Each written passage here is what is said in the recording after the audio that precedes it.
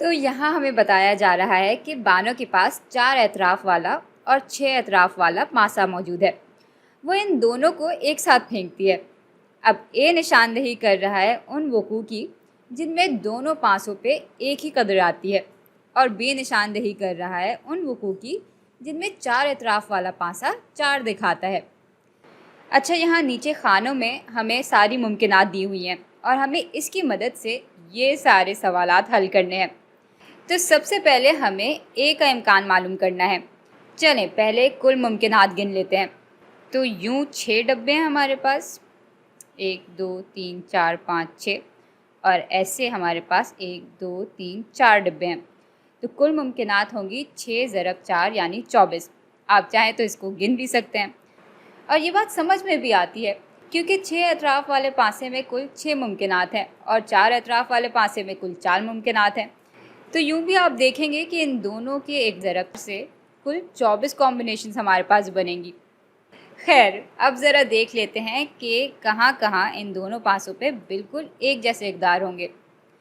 यहाँ दोनों ही पासों में 1 आ रहा है, यहाँ दोनों ही पासों में 2 आ रहा है, यहाँ दोनों में 3 आ रहा है, यहाँ दोनों में 4 आ रहा है। भाई इसके अलावा मुझे एक जैसी इक़दार कहीं पे दिख नहीं रही है, और ये बात समझ में भी आती है क्योंकि 4 अतराफ़ वाले पासे में 4 से बड़ी कोई कदर ही नहीं है।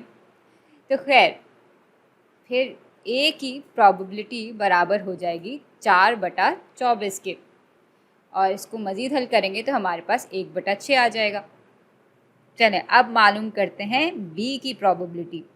अब ज़रा देखते हैं कि इन 24 मुमकिनात में से वो कौन कौन सी मुमकिनात हैं जहाँ पे 4 अतराफ़ वाला पासा 4 दिखा रहा है। यहाँ पे आप देख सकते हैं कि ये पूरी जो सफ़ है उसमें 4 अतराफ़ वाला पासा 4 दिखा रहा है। तो हमारे पास कुल 6 ऐसी मुमकिनात हैं, और यूँ फिर बी का इम्कान बराबर हो जाएगा 6/24 के। इसको मज़ीद हल करेंगे तो हमारे पास 1/4 आएगा। अच्छा, तीसरा सवाल ये है कि हमें A/B की प्रोबेबिलिटी मालूम करनी है। हमें उस सूरत में A का इम्कान मालूम करना है जब B की शर्त पहले से ही पूरी हो रही है। अच्छा, B की शर्त ये थी कि 4 अतराफ़ वाला पासा 4 दिखा रहा हो। तो ये सारी वो मुमकिनात हैं जहाँ पे 4 अतराफ़ वाला पासा 4 दिखा रहा है। अब हमें देखना है कि इन मुमकिनात में से A की शर्त पे पूरी उतरने वाली मुमकिनात कितनी है।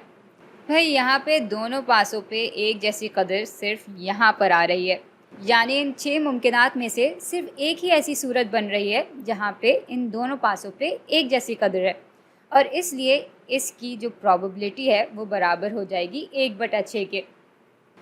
अब आते हैं अपने अगले सवाल पे। यहाँ पे इसका बिल्कुल उलट काम हो रहा है। हमें B/A का इम्कान मालूम करना है। तो इसका मतलब ये है कि हम सिर्फ उन्हीं मुमकिनात को शामिल करेंगे जो कि ए पे पूरे उतर रही हैं, और फिर मालूम कर लेंगे कि उसमें से बी पे पूरा उतरने वाली मुमकिनात कितनी है। तो ए की शर्त ये थी कि दोनों पासों पे एक जैसी कदर आए। तो ये हैं वो सारी मुमकिनात जिनमें एक जैसी कदर आ रही है। यह है कुल 4, तो फ्रैक्शन के निचले हिस्से में 4 होगा। अब देखते हैं कि इनमें से कहाँ कहाँ 4 अतराफ़ वाला पासा 4 दिखा रहा है। भाई यहाँ पे सिर्फ ये सूरत ऐसी है जो कि इन दोनों ही शराइत पे पूरा उतर रही है, और इसलिए B/A का इम्कान बराबर होगा 1/4 के। अच्छा, अब हमें A और B दोनों का एक साथ होने का इम्कान मालूम करना है। भाई यहाँ पे कोई स्लैश नहीं है, इसका मतलब ये है कि पहले से कोई शर्त नहीं लगी हुई। ऐसा कुछ नहीं है कि पहले से कोई शर्त पूरी हुई हुई है और उसमें से हमें कोई इम्कान मालूम करना है, और बस इसलिए हम इन सारी मुमकिनात को शामिल कर लेंगे। तो भाई इस दफ़ा फ्रैक्शन के निचले हिस्से में 24 आ जाएगा। अब इन 24 मुमकिनात में से सिर्फ एक ही ऐसी सूरत बन रही है जिसमें A की शर्त भी पूरी हो रही है और B की शर्त भी पूरी हो रही है। तो यहाँ फिर इसका इम्कान बराबर हो जाएगा 1/24 के।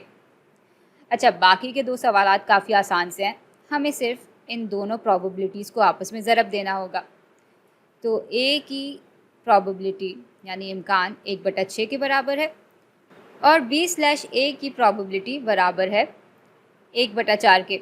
इन दोनों को आपस में जब हम ज़रब देंगे तो हमारे पास 1/24 आएगा।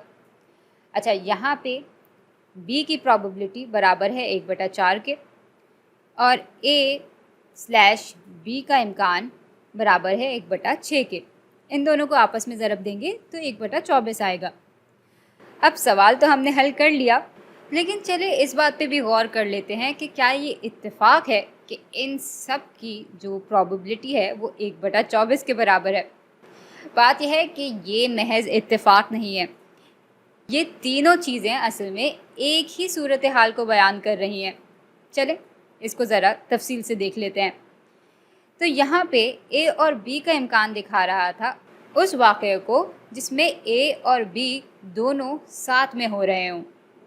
और यहाँ अगर आप गौर करें तो हम पहले A का इम्कान मालूम कर रहे थे और फिर A के होने के बाद B का इम्कान मालूम कर रहे थे।